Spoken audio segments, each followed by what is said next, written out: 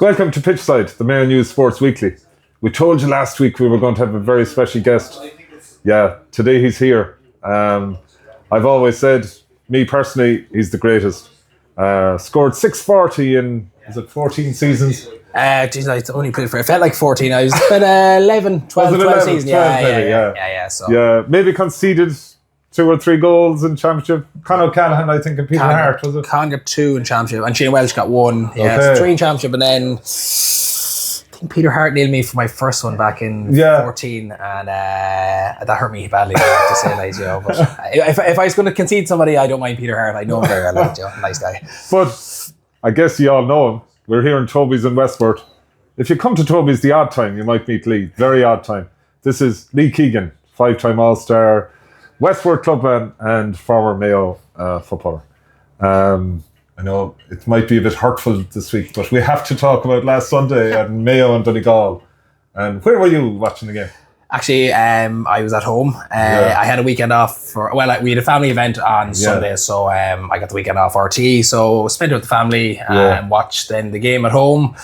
Even put on an old Mayo jersey. I did. For like Is that the way you watch I had a retro one from Ogra Retro Wear, so I was like, I'll wear it for the crack. But sat at home with a bit of kind of optimism for the game. I think, like, it's funny, when we play bigger teams in do or die, it feels we always give our best performance. And I just felt there was something that we could have got from the game on Sunday. First half didn't tell us the whole pile, if I'm being honest. We probably started too slow. We're very passive, and I think Stephen said all that stuff as well. So I watched at home, and obviously bitterly disappointed then with they come particularly late on. So I was back to Toby's after, I'd say, for a few to console myself. But no, listen, it's I know exactly the feeling of the group this week. It's of hurt, and I'm sure they're having their few days now, digesting a few beers, getting together, and it's after the week. It sometimes feels like a death. Yes. This week's fine. You're with everybody. It's probably from next week onwards where you're back to kind of your normal life and structure, and then you're starting to reflect and think of the things you could have done, what should have happened, could have we done this better, and that's when it gets really hard for the group. I know exactly what we're going through. That some of them will go and live the American dream now, I'm sure, for the summer and back to their club. So listen, it's a tough one to take. It'll take a little while to probably really sink in, but that's the nature of county football, unfortunately. Absolutely. Donegal were there for the taking at one stage, 100%. Yeah. Why didn't we take them? I feel it's an issue we've had for probably 2 years, Michael. We've struggled in big games to see games out. You don't have to go back so long, but 12 months ago in the Hyde, we had the same issue with Dublin. We're in a really, really strong position to finish top. We had 1 minute on the clock left to win the game, and we allowed Dublin then to... Salt Hill as well. Salt Hill this year is another example where we had Galway by the throat in a really good position to win a Connacht medal, which I think would have been huge for that group. I really do. And we couldn't see the game out. And I think it's not that it's failing. It's been definitely an issue we've had for the last 2 years. Even going back to the Derry prelim game last year. We had the game there. We had the foot in the throat. We just can't see it out. And we had 18 seconds on Sunday to do that. And maybe there was an air of celebrating Fergie's huge point late on. And again, there's no black and white around this. This is only assumptions we're making. It just felt like for a long kick out to go long, fine, but then to allow the 22-year-old Kiermore to run untouched, unmarked, and clip over a point. That's the disappointing thing. What should have happened there? Should they have stood on the kick out side? Kick out, but I suppose, the big question is, how did one kick out eliminate so many of us late in the game? How come we didn't get contact in the kick out? So it went over everybody. And then I suppose the biggest question I'd have is how Kiermore went, and this is not Sean Moran's issue either. Not Sean Moran at all. I think it's an issue that we have, how we went untouched for that length. And listen, there's an element of youth as well and naive around Kiermore. If that's an older guy, he ain't running that length. He's probably not going to even think about scoring because of the nature and the position Donegal are in. So if it's Michael Murphy, he kicks it out. I think he kicks it out. They're still going to finish second based on the draw. I just think with the innocence of youth, he's seen green grass, and that's the beauty of it. But I suppose to go back to the Mayo issue is that's the biggest moment in the game. You put yourself in a position where your championship is on the line, and We didn't get a finger on Kieran Moore. We didn't get a finger on the ball. And yeah, listen, we're going back to the Sean Moore thing again. It was before that, wasn't it? Really? Correct. Yeah. Moore should have been put into the stand. Put in the stand, but even from the kick-out's gone long. It's a contest. It's a contest. Yeah. We didn't make a contest off it. Yeah. And what that allowed very is that Kieran Moore got a free run as a result. And when you're chasing someone fast, Kieran Moore, he's lightning quick, and so is Sean Moran. Don't get me wrong. Yeah. Very hard to implement that. So that's the disappointing thing. Even to get bodies back. I know it's late in the game and you can point to this and that. It's just it's a season defining moment. It's even to try and, I don't want to sound really cynical about it, but try and tackle them, hold them up, do something just to stop them, because at the end, like, Sean Patton's not going to score from the halfway line. Yeah. He might go close because he can kick a ball, but it's your season defining moment. Well, like, some people have throwing GPSs at guys. Well, moments like that. Like, you do whatever you have to do, don't you? Like? We do, and you know, we're probably missing that little bit of element of cynicism to a degree. Like, our group probably had it in spades, you could call it, but this group mightn't have it, and that's fine. I'm not saying it's wrong, but in certain stages you have to go to that playbook and you have to take one for the team. And then that was probably a perfect moment to do that. Last year again, you're winning a clean kick out against Dublin. You gotta do something about it. You have to stop the flow of the move, and we didn't do it on those two situations. And what's invariably happened is our season has ended because of it. Like, you know, so listen, my biggest issue is probably, that's one issue. It's the first half and the passiveness. I think that stings me a little, and it's even the way Stevie Rochford talked after the game. He was quite shocked as how probably poor we were. Like, we were with a big wind in the first half. You know, we're actually getting around Donegal quite okay, Joe, and we still have this kind of fear of shooting sometimes. We turn back. Like, there's one instance, I remember Aidan O'Shea got the ball, and you know, he get through Donegal's lads come to him, ball comes back, and by the next 30 seconds we're back to the halfway line again. With the wind, Joe. So we have a bit of fear around shooting from distances, and maybe we haven't worked that well to the new rules with the 2-pointer, because I think we're good enough everywhere else. I think defensively we're strong, we're great runners, we're physical.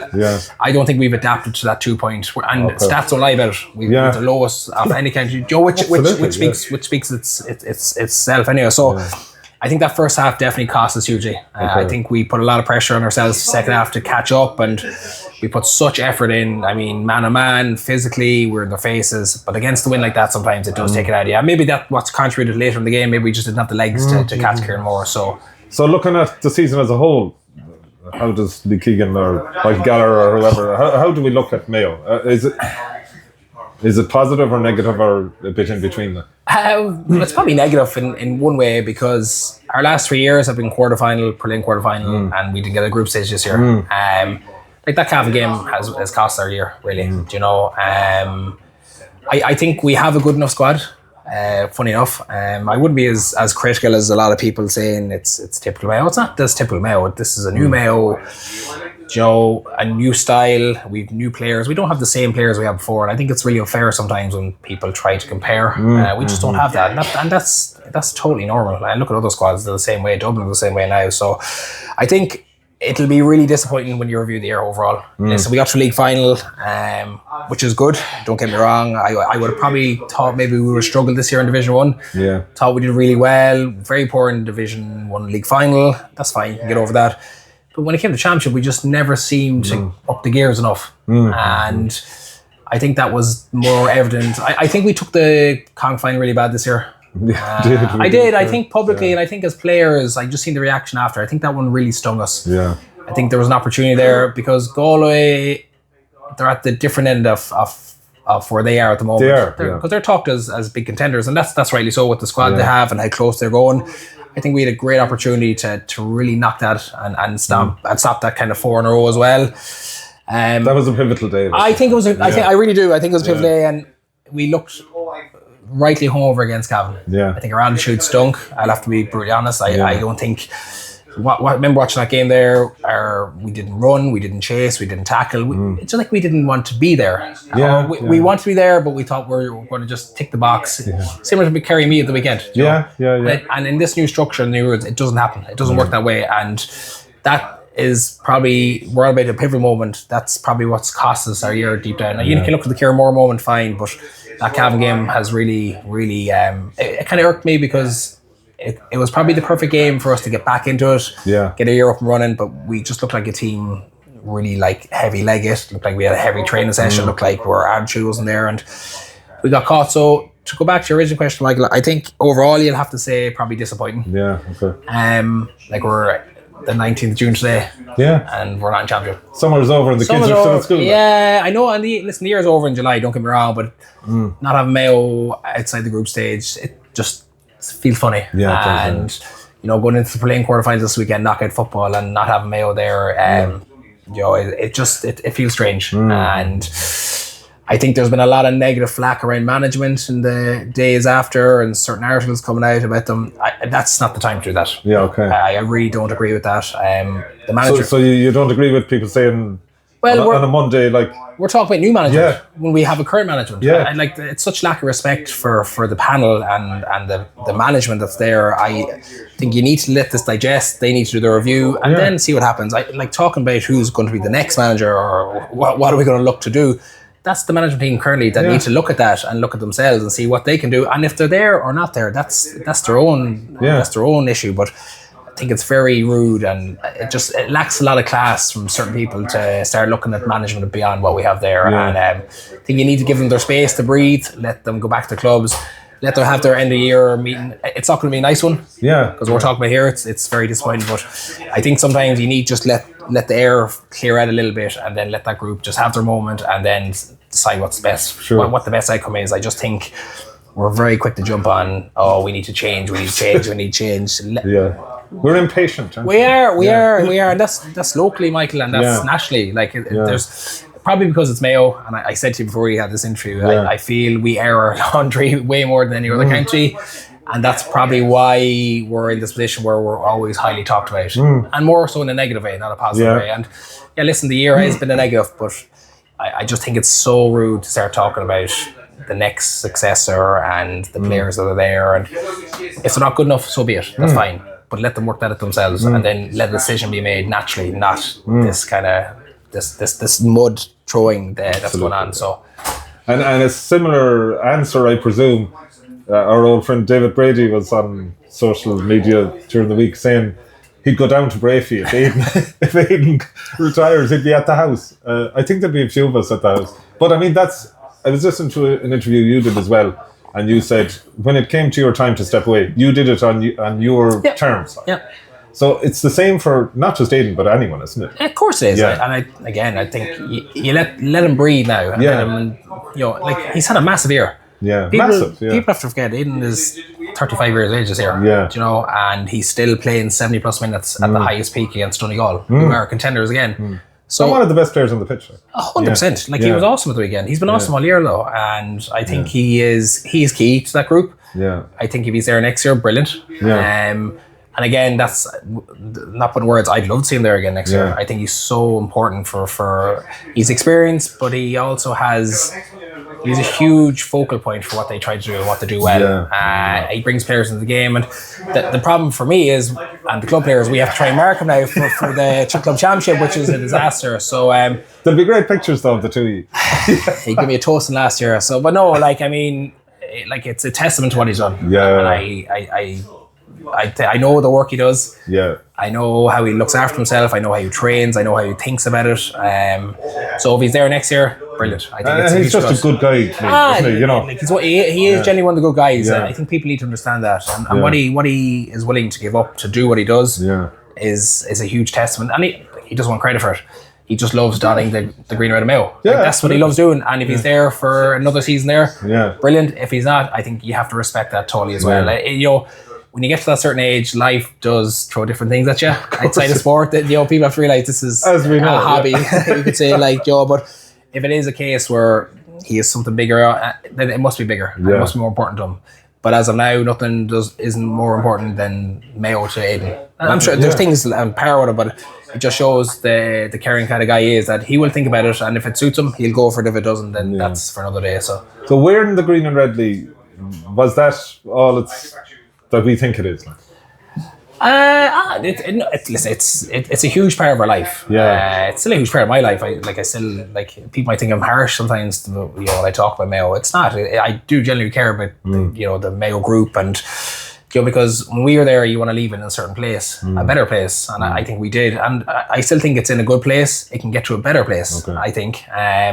So it's a huge part of life. It always will be. You build up those relationships with past players. They're good friends of mine now, and like Aidan will tell you the same thing. The management team, you don't see them as managers, you see them as good guys who you want to meet up for a coffee with and have a chat with. And if it's football or it's life, that's the important side of Mayo for me. And for me as well, it was really important to, you have to throw yourself into it. If you don't, then you're no good to nobody. And I think this group is trying to do that. I really genuinely think they are. We're just not getting the outcome from it. So the Mayo thing is huge. We still talk about it all the time. We love having the crack about it. We still talk about the stories. We Zippy's 40 there a couple of months ago. The crack. Yeah. It's like we were never away from each other. That's for me what the important thing is. Nicky C said it was like being on a stag. I was, yeah. And it is. Yeah. Like that's your life. You're talking to the same people. You're meeting them 4 times a week. You're living and breathing each other the whole time. And we don't do it as much now because, as I said, life is life, and life moves on. But that group is still doing the same thing. They're chatting, they're having a crack. I mightn't feel like that now, but it's funny. Like, I'm 36 year, and I still look back and I still laugh at some of the stuff we did, or didn't do, or should have done, or it was bananas. But it's a huge part of our lives. I know it's meant to be a hobby, but it was a damn good hobby. Like, I loved every bit of it. I really did. Like, so how finally. We all want Mayo to get to, of course, to win Sam Maguire. So, how do Stephen Rochford or Kevin McStay or whoever get Mayo from where we are to where we want to be? Well, I don't think it's a huge. It's not a huge thing. We have to. I think it's just tweaking certain things. I think we can be more adaptable to the 2-pointer. Yeah, like look at the top teams, the gains they get off that. I think it's like, I think our group is good enough, and that's not just me saying it to tick a box. I really do see a huge scope in that group to do things. Like, the big thing as well is we've one of the best sharpshooters playing club this year, Cillian O'Connor. Yeah, I still think he's fit. He's played against him in the league game, and he looked as sharp as ever. He could be 100%. Like the likes of that, I think there's scope there. I think we have talent within Mayo that we can still explore. It's just tweaking, and the big thing is, if we say one of those big games, I think the door is open for us then. Okay. So again, it might feel like we're a million miles away now, but when you sit down and you look at it, and you look at that performance against Tyrone, you look at that performance of the weekend, they're 2 top teams. We're not a million miles away. It just turned the dial a little bit the other way, and working on certain things. I think the 2-pointer is huge. We'll always have great defenders. We'll always have physicality. We'll always have athleticism. That's all in abundance. It's just a few little key things or key ingredients that we're missing to go to the next level. And I think if we get that right, like I do think teams aren't as good as they once were. Okay. I think the standard isn't as where football was maybe 5-6 years ago. The games are brilliant, and I think they're class, but I do think there's scope for multiple different winners in the next 5-6 years. And if that doesn't get you as a Mayo group kind of excited, then I'm not sure what else can. So there's great hope. I think listen, if you don't have hope, then there's no point. Yeah. You're wasting your time. You have to have hope. Like, you're not going to go in there and what it ends up becoming is just a job. Yeah. You'll just become unhappy with it. Yeah. And like, for this group, they obviously believe that they're good enough to be there and good enough to win things. Yeah. Again, I think one key ingredient to do well, I think we need to win our province. I think that has to be a huge thing that we need to go for. We win a province, that's a big medal to win. We haven't won it in a good while now, and we win that. I think, again, the door's open. So I think we need to put a huge focus on winning Connacht. We'll always do okay in league. We manage to always pull something out. But the focus needs to be Connacht, tweaking a bit of our style and be more confident as well. Like, I think we're letting the narrative speak for us that we don't have forwards. We play forwards. I just don't think we're exploring it deep enough. Maybe that's because we're afraid of the 2-pointers. Maybe we're just not working on it enough. I don't know. I don't know. But we get that right, I think, the doors do open, and we'll go down close if we get those things right. Sky's the limit. It is, yeah. Sure, and listen, it's the hope that kills. It might kill us all at some stage, but I still hope that we can do that. Absolutely. So, yeah. So that is it. Lee Keegan talking to the Mayo News in Toby's. So thanks for watching. I hope you enjoyed it. As I said at the beginning, to me, the greatest.